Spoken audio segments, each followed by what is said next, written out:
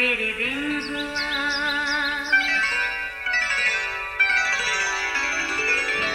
नया फिर दिन हुआ, पुरानी रात का करे सो शुक्र हम खुदा की जात का, खुदा की जात का नया फिर दिन हुआ। आज की आयत। और खुदावन ने मूसा से कहा, मैंने बनी इसराइल का बुड़बुड़ाना सुन लिया है, सो तू उनसे कह दे कि शाम को तुम गोश्त खाओगे और सुबह को तुम रोटी से सेर होगे, और तुम जान लोगे कि मैं खुदावन तुम्हारा खुदा हूँ। खरूज 16 बाब 11वीं और 12वीं आयत। अजीज़ो, खाना पीना इंसान की बुनियादी ज़रूरत है, मगर बाज़ औक़ात हम इस ज़रूरत को अपने असाब पर ऐसे सवार कर लेते हैं कि जैसे हमारी ज़िंदगी का मकसद ही बस खाना पीना है। इसलिए वो कहते हैं ना कि कुछ लोग ज़िंदा रहने के लिए खाते हैं, पर कुछ ज़िंदा ही खाने पीने के लिए हैं। अगरचे खालिक खुदा ने फरमाया कि इस बात की फ़िक्र ना किया करो कि हम क्या खाएंगे या क्या पिएंगे। परिंदों को देखो, ना वो जोतते हैं, ना काटते और ना ही जमा करते हैं, फिर भी खालिक खुदा उन्हें हर रोज़ की खुराक देता है, बल्कि पत्थर के नीचे पड़ा कीड़ा भी भूखा कभी नहीं रहता। अफसोस हम पर कि खालिक खुदा को हमें ये याद दिलाना पड़ गया कि हमारी कदर इन चिड़ियों, परिंदों और कीड़ों से कहीं ज़्यादा है।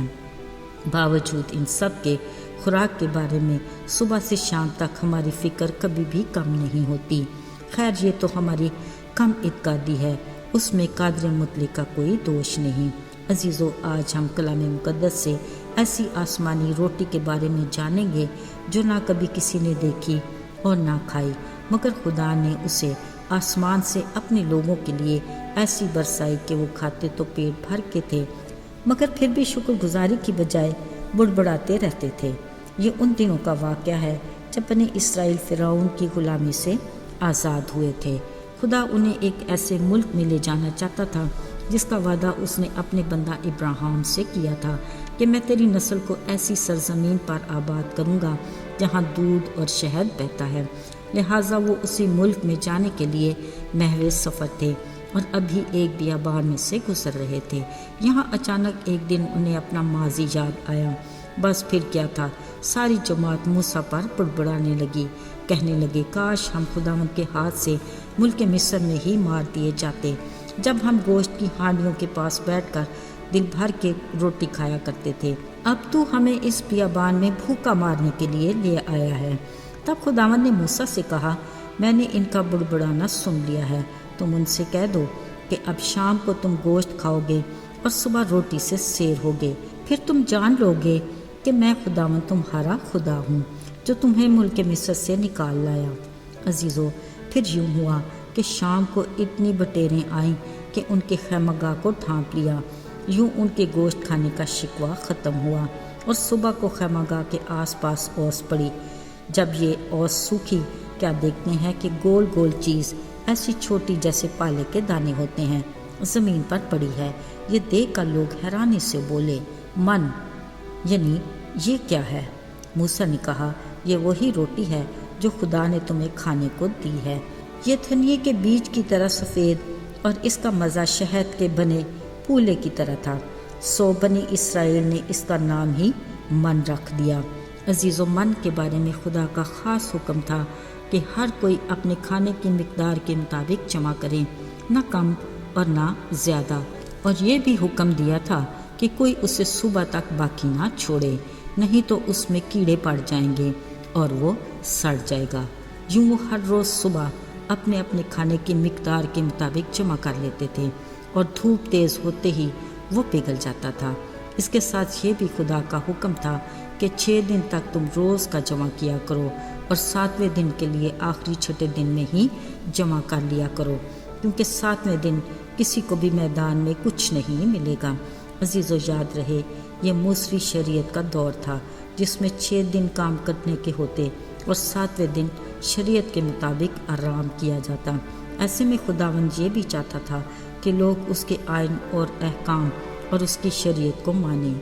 अजीज़ों, ये अजीब खुराक यानी मन وہ روٹی جو آسمان سے خدا اپنے لوگوں کے لیے برساتا رہا وہ اس وقت تک کھاتے رہے جب تک وہ وعدہ کی سرزمین یعنی ملک کنعان کی حدود تک نہیں پہنچ گئے۔ عزیزو، آج بھی خالق خدا اپنے وعدے کے مطابق اپنے لوگوں کو ہر روز کی روٹی مہیا کرتا ہے۔ خشک سالی ہو یا جیسے بھی حالات کیوں نہ ہوں، یاد نہیں پڑتا کہ کبھی ہم بھوکے رہے ہوں۔ وہ تو ایسا خدا ہے جو کال کے دنوں میں ایک بے سہارا بیوہ اور اس کے بیٹے کی پرورش کے لیے کسی بہانے سے اپنے نبی ایلیا کو بھیج دیتا ہے۔ وہ اپنے بندے کے لیے کووں کے ذریعے روٹی اور گوشت کے انتظام کرتا ہے جو خدا کی قدرت کے سوا کسی اور صورت کبھی بھی ممکن نہیں۔ عزیزو، ہمیں خدا کے ان وعدوں کو کبھی فراموش نہیں کرنا چاہیے جس میں اس نے فرمایا، ببر کے بچے تو حاجت مند اور بھوکے رہ سکتے ہیں پر خداوند کے طالب کسی نعمت کے محتاج نہ ہوں گے۔ بلا شبہ وہ اپنے کہے پر قائم ہے، شرط یہ ہے کہ ہم اس کے طالب رہیں۔ آئیے دعا کریں۔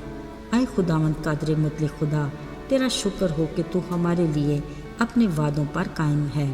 توفیق دے کہ ہم بھی تیرے وفادار رہیں، پیچھے مڑ کر دیکھنے کی بجائے ہم آگے بڑھ کر تیری روز کی برکات کو حاصل کر سکیں۔ ہمیں شکر گزار دل عطا فرما اور ہر روز صبح اپنے حضور سے ہمارے لیے تازگی کے دن لا۔ یسوع کے مبارک اور بابرکت نام میں آمین۔